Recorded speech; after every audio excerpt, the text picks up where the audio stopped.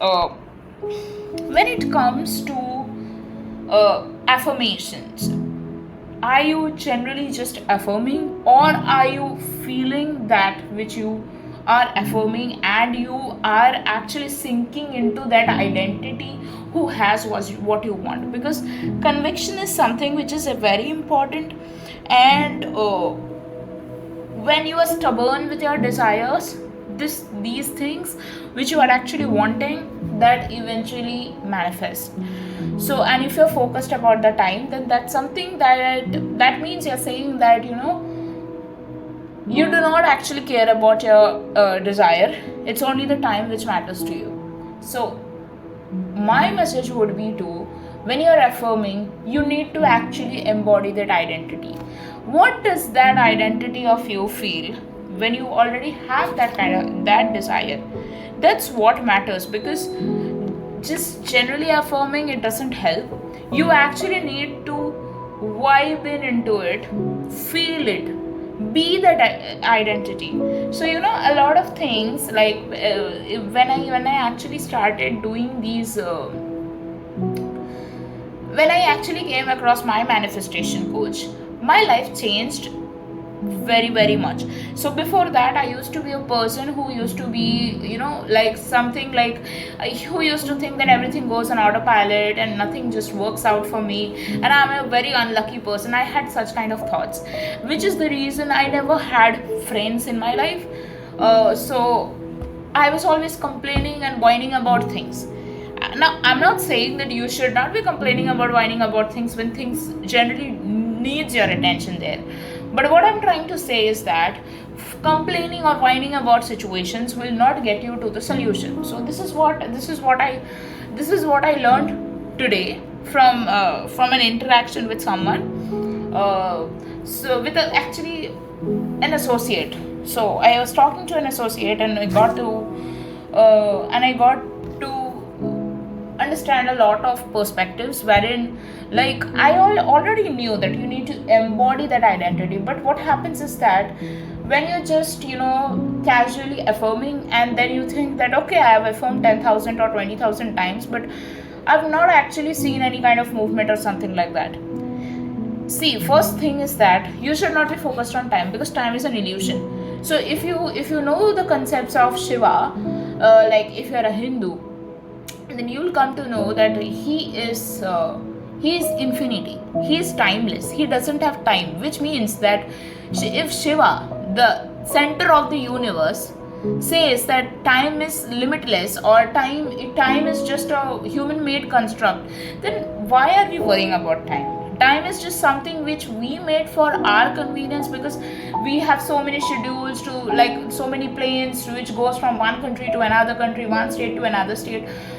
But when it comes to the real thing, when you go in space, like when Sunita Williams went in space, she didn't know what the time was. It's something which we made for our convenience, but time is something which is like, time is actually not there. We just made it for our convenience.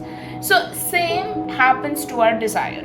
So I asked the same question to my manifestation coach, that when you are in a triggering situation and you are facing something which you don't like, maybe like someone gave you unwanted attention, or maybe someone said something which actually triggers you a lot. You know that you won't sink down to their level, but the thing is that you do not even want to hear it. So the reply I got from this person was, you have to be stubborn with your desire. You have to want it bad enough to actually get it. So, and I've always learned this. So I am anyway, like, I do not believe in horoscopes and stuffs, but I was born in October, so so I am a Scorpio, and usually whatever I want, I just want. That's it. So I don't care, like, how it happens, but I just want it.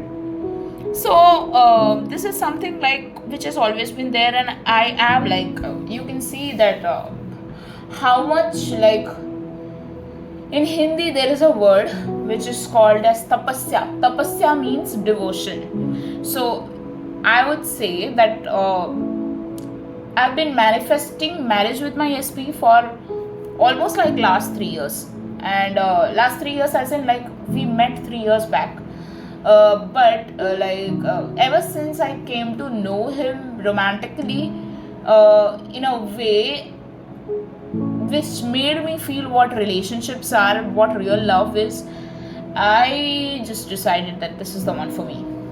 So, and it was like it came so naturally that I didn't have to do anything about it. It's like how Neville says, you don't even have to lift a finger and things just happen for you.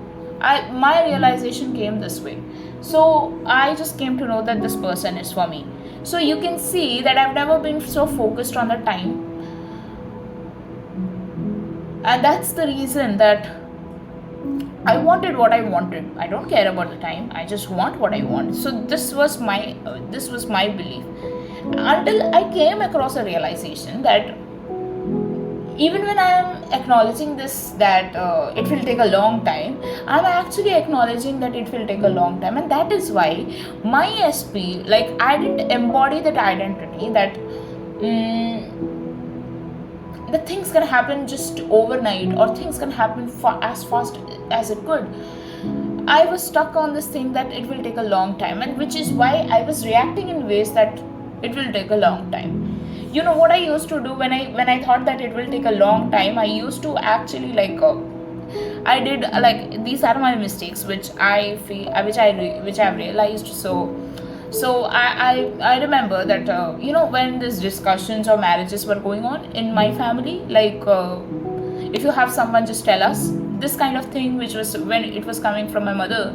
So at that point of time, I told this to my SP, and I knew that he might be working through his own things, and I know that he will give me that commitment. I knew this, but I was trying to still somehow come to know about it. Like, is he really thinking about it? Is he thinking about us? Like, I knew, but I still wanted that kind of that validation or acknowledgement or something like that. And then I went into the level of overthinking of what things he had shared with me about his past relationship. So basically, he told me that he had proposed to that woman, and I started comparing myself with her, and I started feeling like what was missing in me, that you could propose to her, then you are not proposing to me. And then I wrote this to Chat GPT. So it's just how much I've changed. Like, I feel like I have done the most stupidest thing ever. Like, you knew that it already hurts a person to talk about their past stuffs, and I actually brought it up, and then I compared myself with some other person who has already left his life and who is not productive in your relationship. And I know it was out of jealousy, but that was coming out of an identity that I'm not secured, and I need to prove myself to get your commitment. And I was holding on to this identity so bad. Instead of holding on to the identity only that I am his wife, I am the only one in his life. He is only focused on me. I am his true love, and and I don't know. Like, I just knew this one thing, that my SB had a limiting belief that love happens only once. And I kind of was like, he did acknowledge something indirectly that he loves me, though he had told me many times that he he wants a relationship with me, he sees a future with me, and he even directly proposed to me once, like not once, like many times. At that point of time, I had my limiting beliefs, and now I was the whole thing of this identity of not holding into the wife identity was something which I was missing. I thought that it would take a long time, and that I'm someone who never gets commitment easily, who never gets marriage easily, and that is what my SP was reflecting. I saw him as a fearful version of him, and that's what he was reflecting. So there's a lot of things, like when you manifest, you also need to embody that identity which already has what you want. Like I always knew, like whenever I thought from my heart, whenever I didn't focus on shitty circumstances, shitty things, or anything like that, I knew this person is for me. I knew he will do his homework of doing his inner work to give me the commitment I want, and which obviously he wants to. I know that. I knew that from the start. Like there were so many times, like he said stuffs and things which was actually not him, and he pretended as if it is him. But I knew that underneath that shell, I knew that real person who is my husband. I knew that, and I always believed in that. The only thing which I ever made a mistake was that I fell out of that embodying belief. I fell out of that that embodied version who knew that true version of the SP. The only thing is that when I actually said that, when I was comparing myself with that person who he was with, I fell out of that wife version. So I was someone who was struggling to get love, something similar to what I'd struggled in childhood. Like I wanted my father's love, and I was doing the same with my SP, and I was like, and he did try to validate me at that point of time. He did try.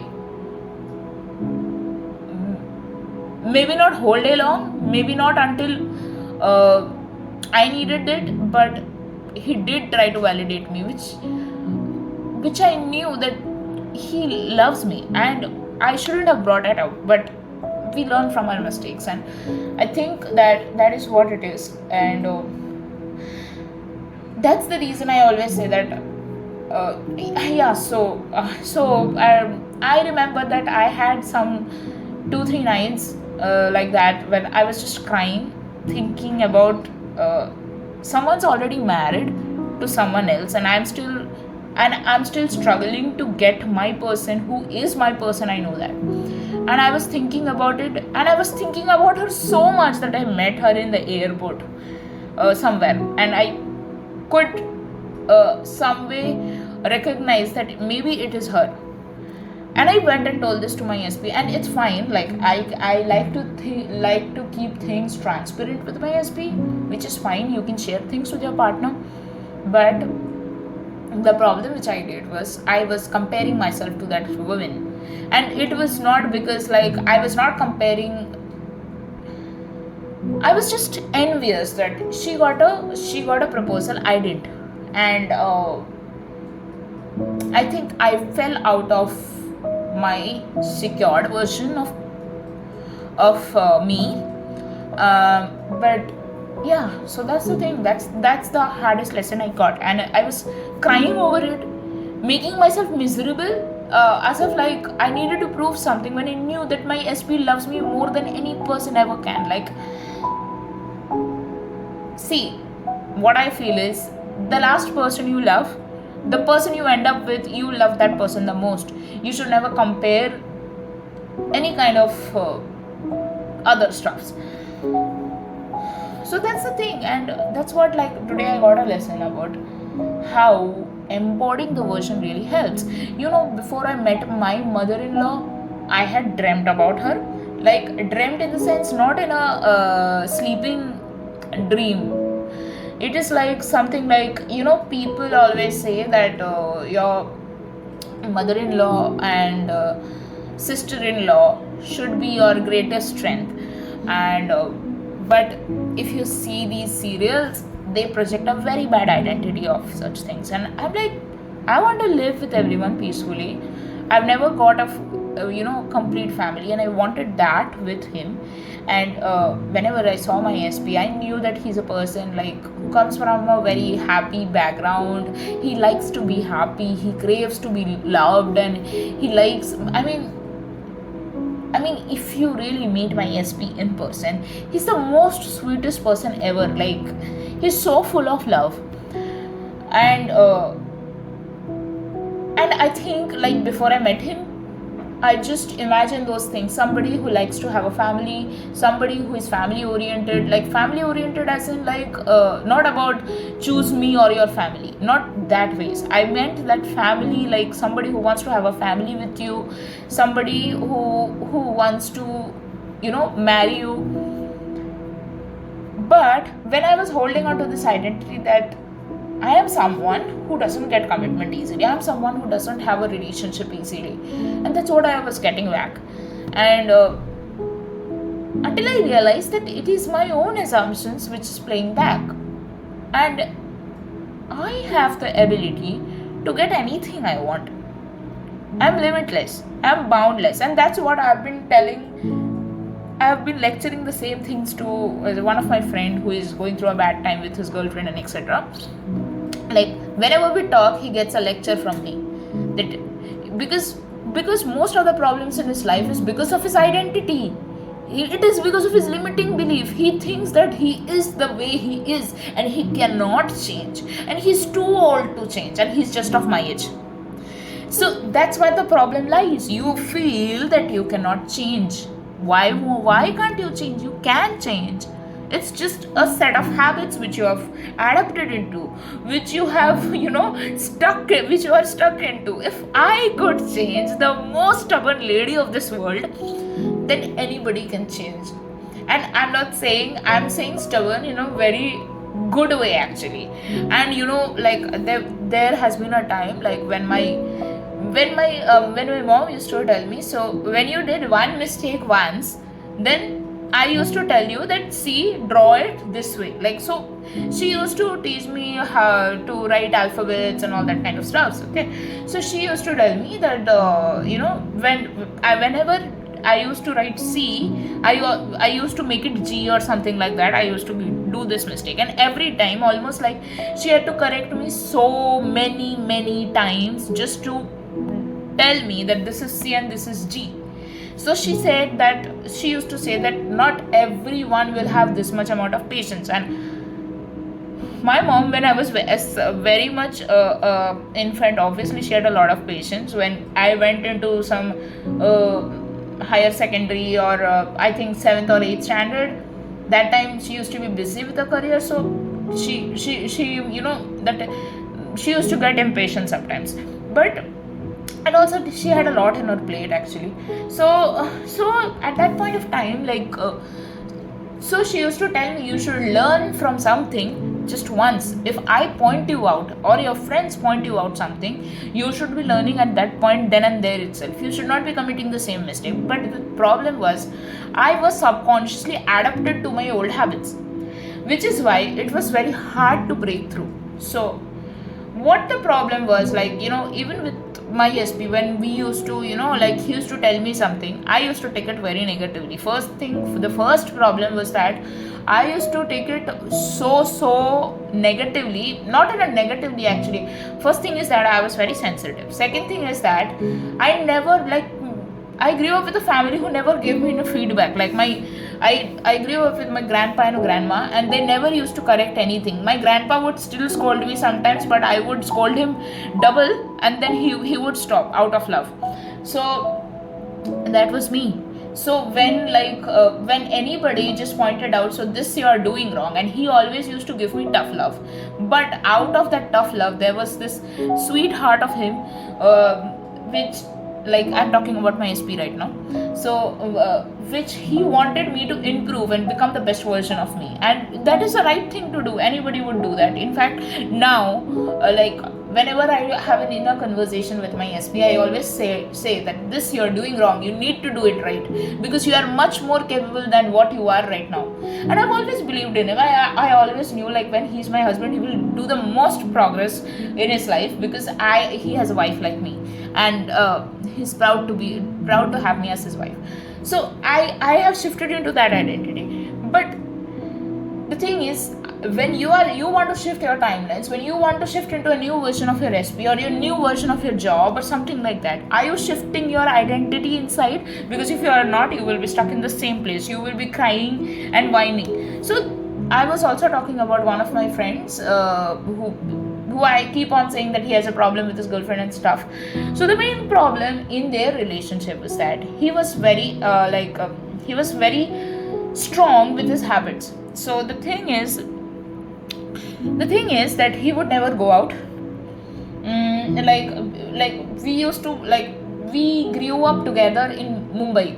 Okay. And so he had very very strong habits of never to go out of Mumbai. So when he shifted from Mumbai to Bangalore, that was a huge change he had made in his life, and the only change he had made in his life. So he was this sticky to his habits, and he used to lose friends because he just wouldn't gel with people.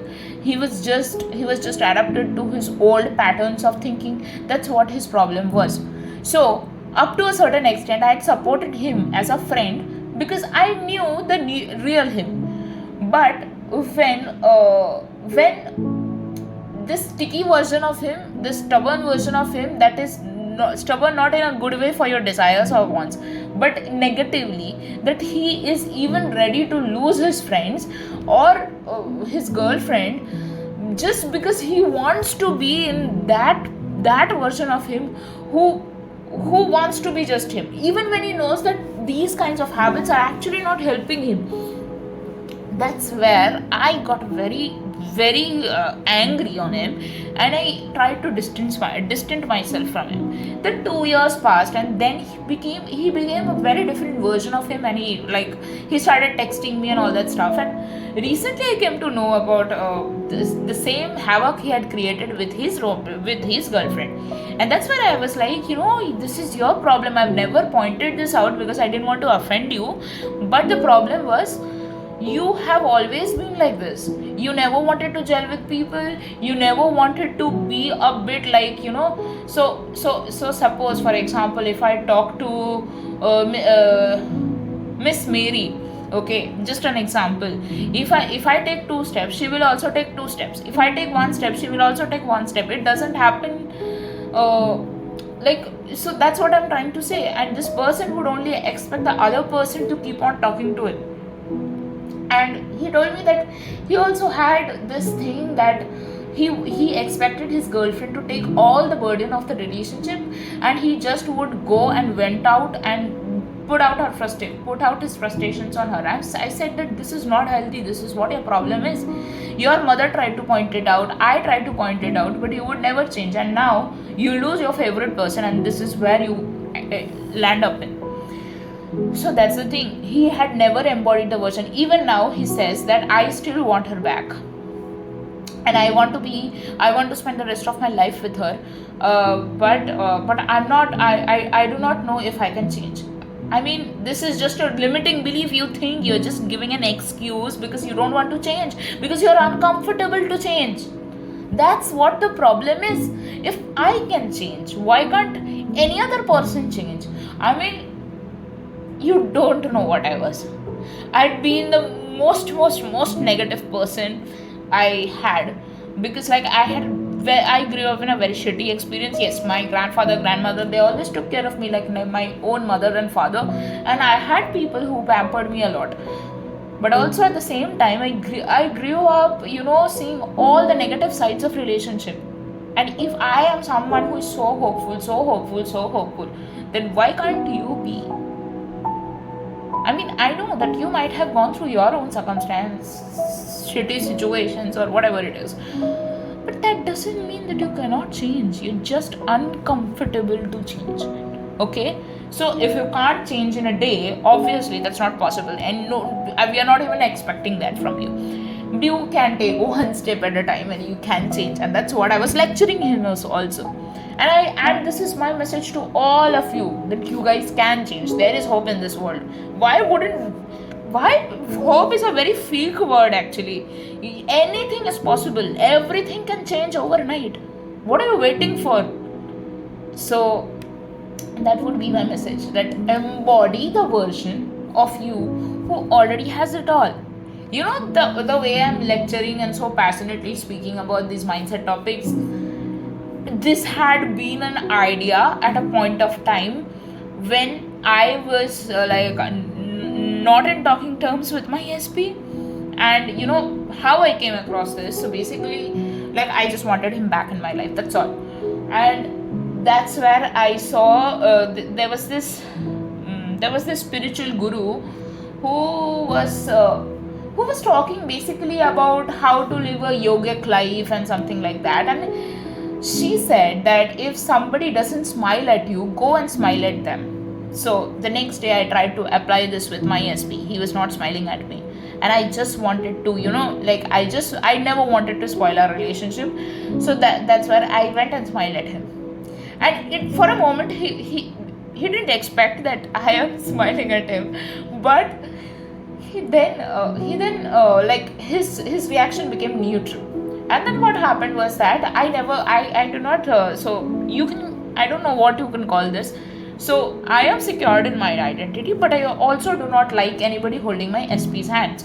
So his one of his female friend held his hand, okay, his arm, like as if like,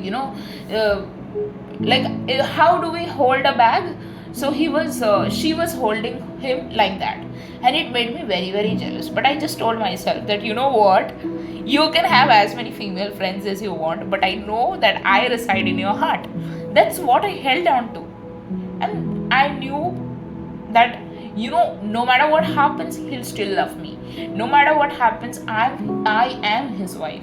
So it boils down to this one thing: how stubborn are you to get this? You cannot complain ki this is on the way, circumstances are on the way, I've manifested this for so long, it's not coming. No, that's not gonna work. You just need to be very stubborn enough that I want what I want, that's all. When I changed my beliefs and identity about relationships, I didn't understand that I could change this much, this good. And so I did come out, I did take help of some like spiritual gurus for this. And then I used to read Bible, and I used to always follow the Bible, what Jesus has said about a husband and wife relationship, because I knew that so some people say that you can do step by step manifestation. First you initiate contact, then you initiate girlfriend boyfriend relationship, and then you initiate husband and wife relationship. I was like, no, I'm not gonna do that. I just want that husband and wife relationship. That matters to me anything in this world. And just because, see, even like I've seen my father abandon my family, but I never held on to shitty versions of men.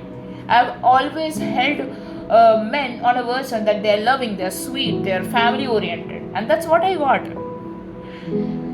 So even this one thing that so some people, they want to do international marriages and etc etc. I just wanted an interstate marriage, and I will get it. So that's the thing. Embodying that identity is very important, very very very important.